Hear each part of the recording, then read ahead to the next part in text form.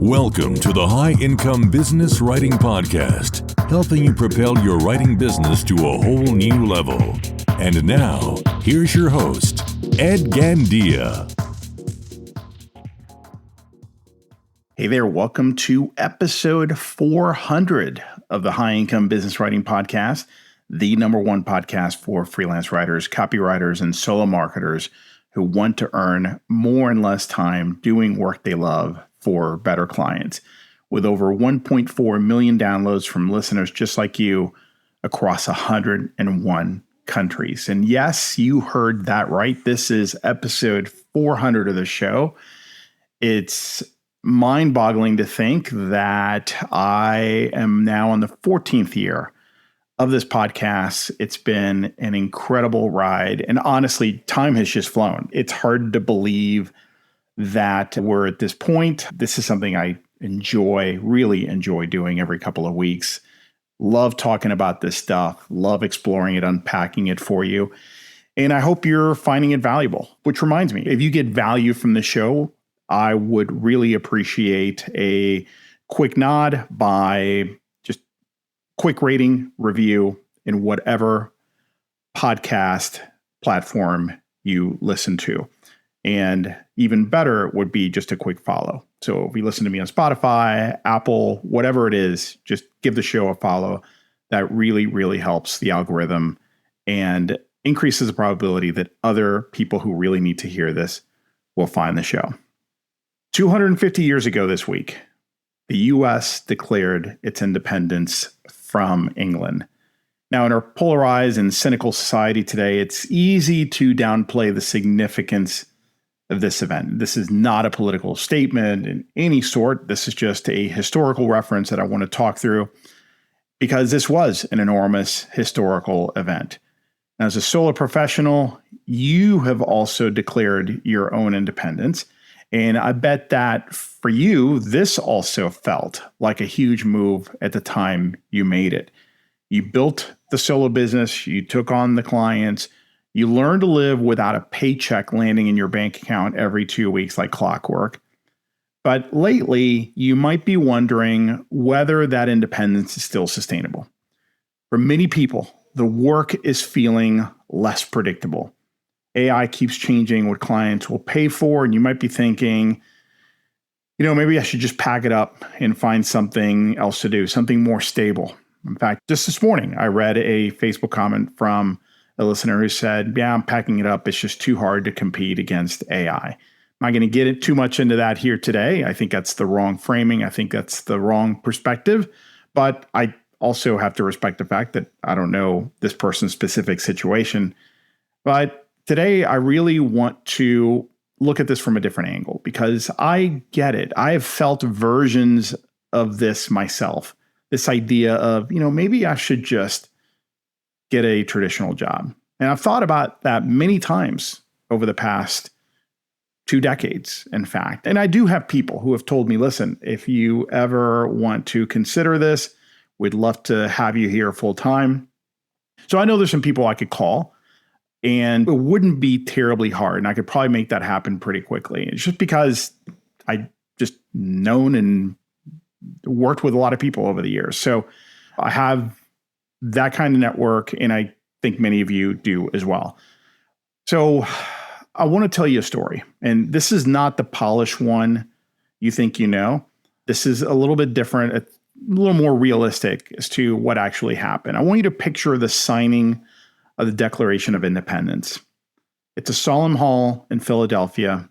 All the founders are there together, quills raised, if you will, history in the air. And it's easy to picture that because we've seen this visual portrayal in movies and in paintings.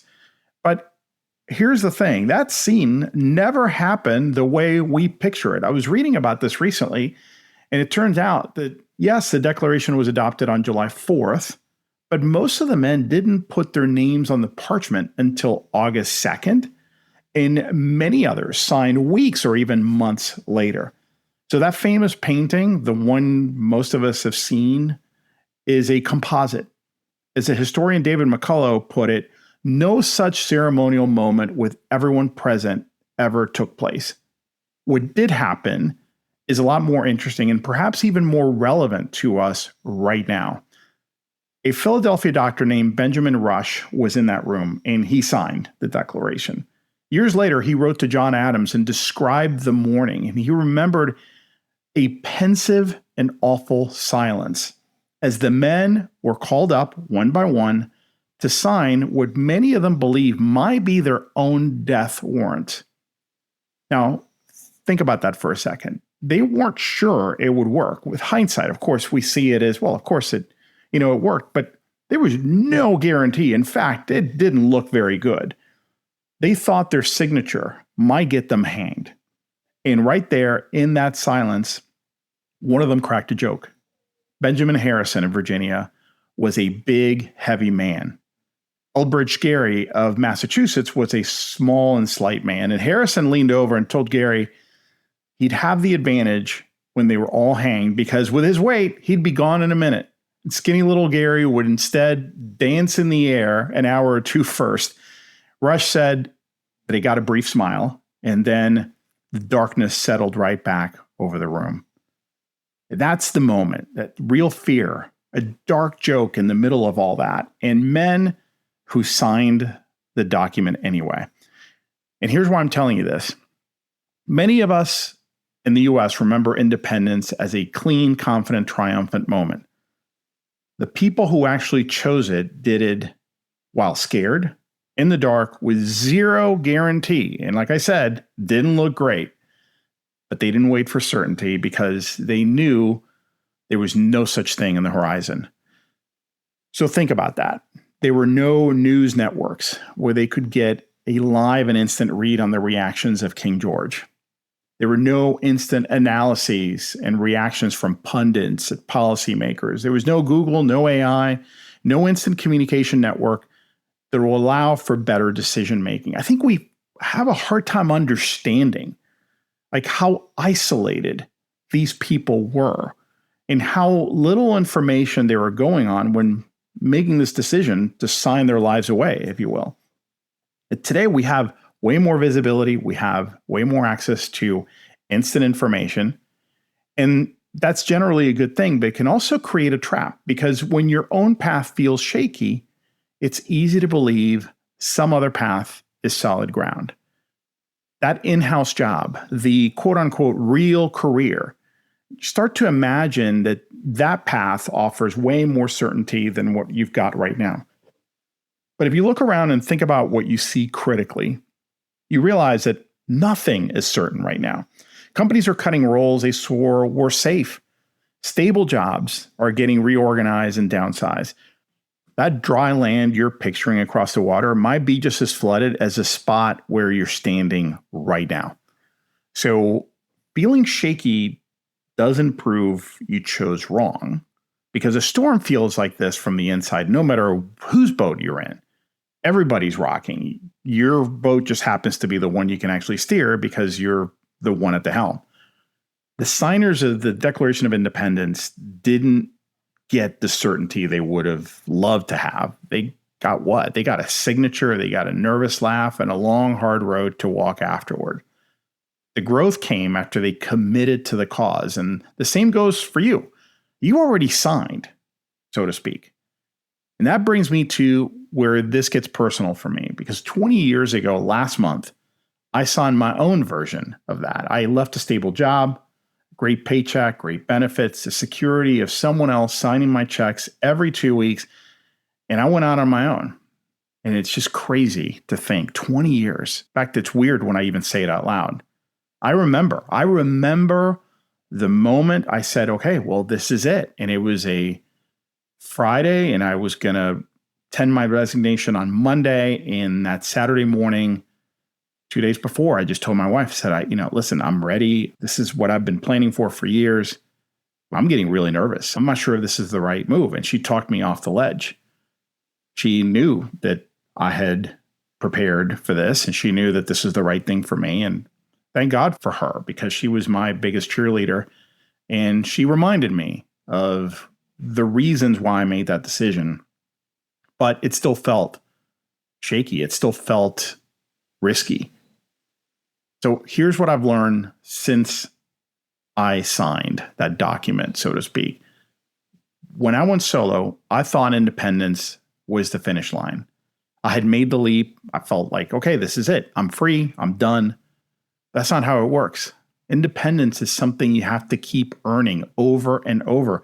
And the version of it I had in those early days was a lot more fragile than it felt at the time. So let me explain what I mean. Fragile independence looks like freedom, but it feels like exposure. You're your own boss. Nobody tells you what to do. On the surface, that's a dream. Many people look at it from the outside and say, oh my gosh, you're so lucky. And people were telling me that. I'm sure you've had something similar happen to you. But look a little closer and you'll find a business that's balanced on a very narrow base. So picture the writer who has one big anchor client, and that client makes up 60, 70, sometimes 80% of their income. Maybe that's you. Maybe that's been you several times in the past, or maybe that's you right now. In that situation, on a good month, life is great. The work is steady, the relationship is warm, the invoices are getting paid. This writer in this situation will tell you that they're independent, and technically they are, but they're one email away from a very bad day. The day that client brings on a new vice president of marketing who wants to explore other options, so to speak, or the day that client's budget gets cut, or the day that client decides to bring things in-house. When 70% of your income can disappear in a single conversation, that's not independence. That's a paycheck with extra anxiety and no benefits. Or picture a different version. The writer whose income is capped by their own two hands. Every dollar they earn is tied directly to hours they personally put in. So the only way to make more is to work more. They've traded a boss for a treadmill, and when they get sick or want a real vacation or just hit a wall, the whole thing stops. The business doesn't run without them in the chair, not even for a day. I lived a version of both of these, especially in the early years. And here's the uncomfortable truth of that. For a long time, that kind of fragility was just the deal. It was the price of being solo. You wanted freedom, so you accepted that exposure, which came from that decision, from that path. And there weren't a lot of other options.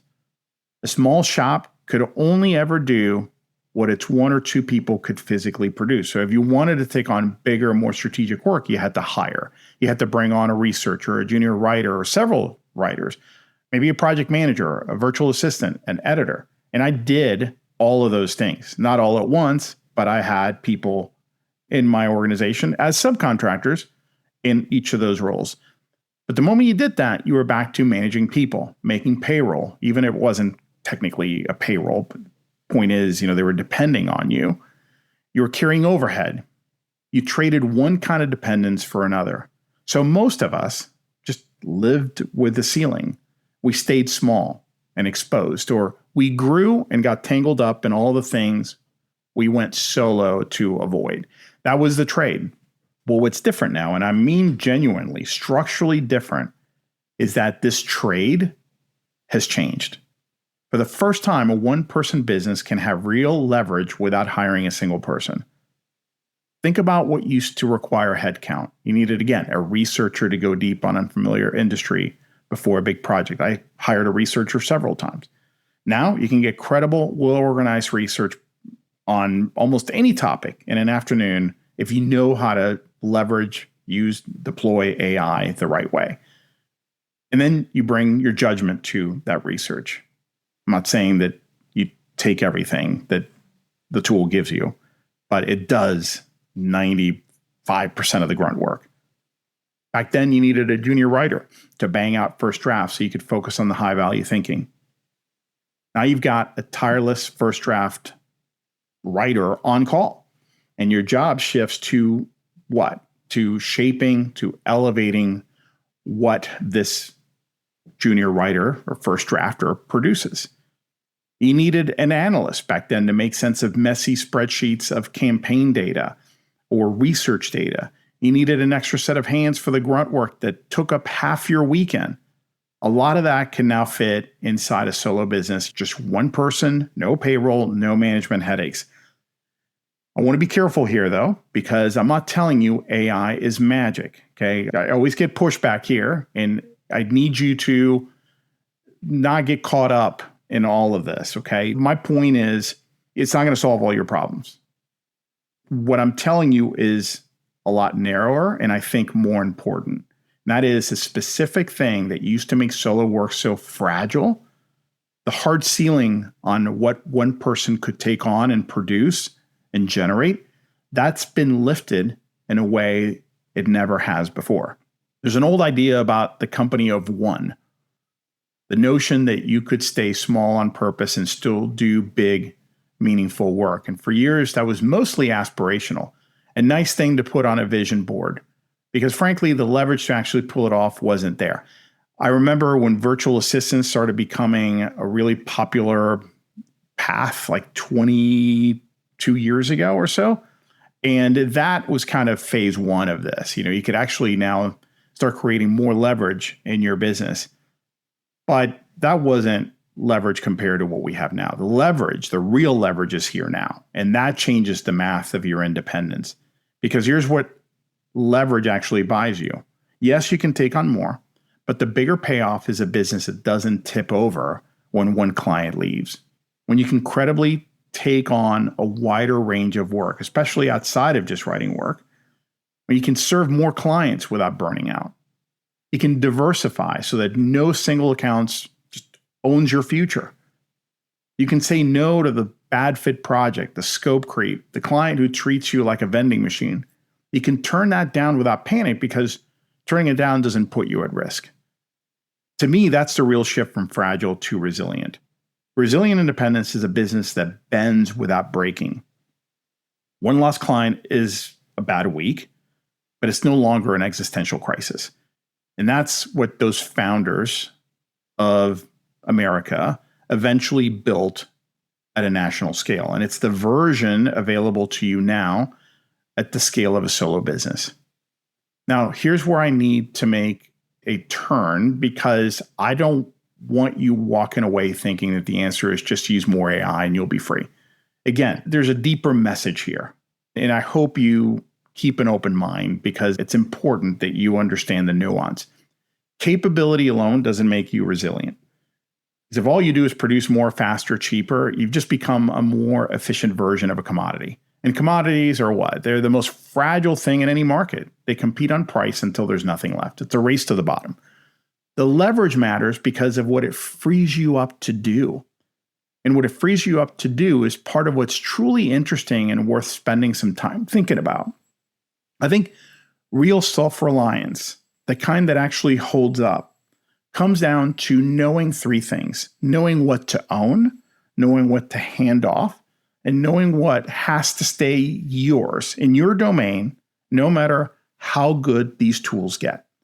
What you hand off is the production grunt work, the first pass, the research gathering, the reformatting, the research, the complex data analysis, the stuff that used to eat up your weekends and didn't really need your specific brain. I'm not saying all of those, but those are some of the examples of the things that, based on your skills, personality, and strengths, those are examples of the things that you can hand off. What stays yours, however, is the judgment, the taste, the discernment, knowing which questions actually matter before a project starts, knowing what to point these tools at to begin with, because they're great at solving problems. They're not great at determining what problems to solve. Hearing what a client isn't saying is another important one. Deciding what's true, deciding what's noise in a pile of research, looking at a clean, competent draft and knowing it's still wrong because it misses the point, because it'll land flat with this particular audience, and then knowing how to fix it. Those are the things that remain with you. Think about the skills you've built over the past 5, 10, 15 years and have probably taken for granted this whole time, because let's face it, the better you are at something, the more you take it for granted because it just feels easy, and you start forgetting that it's not easy for everybody, right? You have become very, very good at this until someone says, you're really good at this. You don't stop to think about it. So let me give you some examples. Asking great questions, synthesizing a mess of information into something clear, reading a room, thinking critically about what a business actually needs versus what it asks for, organizing scattered ideas into a recommendation someone can actually take action on. Those are just some examples. I could rattle off another half dozen or two.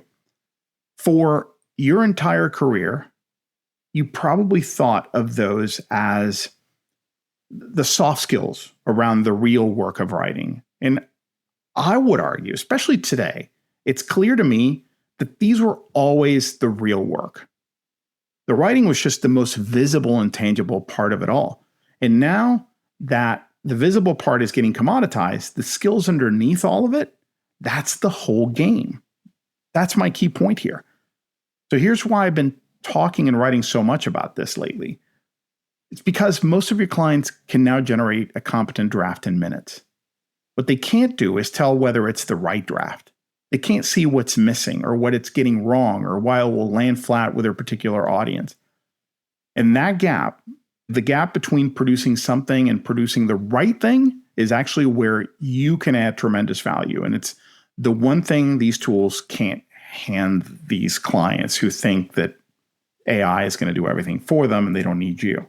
In fact, because of what I just said, anecdotally, I'm seeing more and more organizations coming back to their writers because they're starting to recognize that.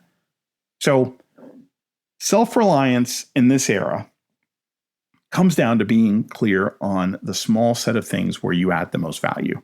Your zones of excellence and genius. You get leverage on everything else and you bring your judgment to bear where it actually counts. Because, and this is so important, doing everything yourself was never the point. I'll say that again. Doing everything yourself was never the point. Let me bring this back to where we started. The signers of the Declaration of Independence didn't get certainty from their commitment to sign and from their decision to show up and to put their lives on the line. If anything, they got a very hard and stressful life as a result of that commitment, as a result of those signatures. The independence became real through everything they did after they signed, after they committed, the decisions, the judgment, the hard work over and over for years. You already signed. That was the day you went out on your own. The work now is to keep backing that signature. The work is to make your independence resilient instead of fragile. You owe that to yourself. For most of my 20 years, the tools to do all this, they just weren't there for a one-person shop. So you have to make a decision. And most of us just stayed relatively small and exposed. And some people grew up and got tangled up. A small percentage scaled up and were able to sustain that, not just in terms of operations, but also in terms of running a business they were actually really happy with and proud of. That was a small minority. Now there's a third path. You can genuinely stay small and still build something that doesn't break. So here's what I would encourage you to give some serious thought to. 2 questions. First, where is your independence still fragile and risky? And be honest with yourself. Is it one client who could pull the plug tomorrow? Is it a ceiling on what you can take on? Because it all runs through your own 2 hands. So identify and call out the actual point or points of exposure. That's the first thing. The second, what could you hand off starting now that would free you up to bring more of your judgment to the work only you can do?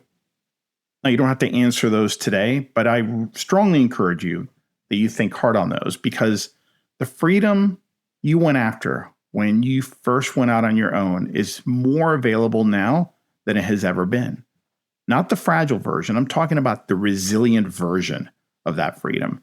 So my suggestion, what I implore you to do, is to keep backing your signature, to steer your own boat and stay open to all the possibilities that may come your way, because you never know where the best insight, idea, or client will come from.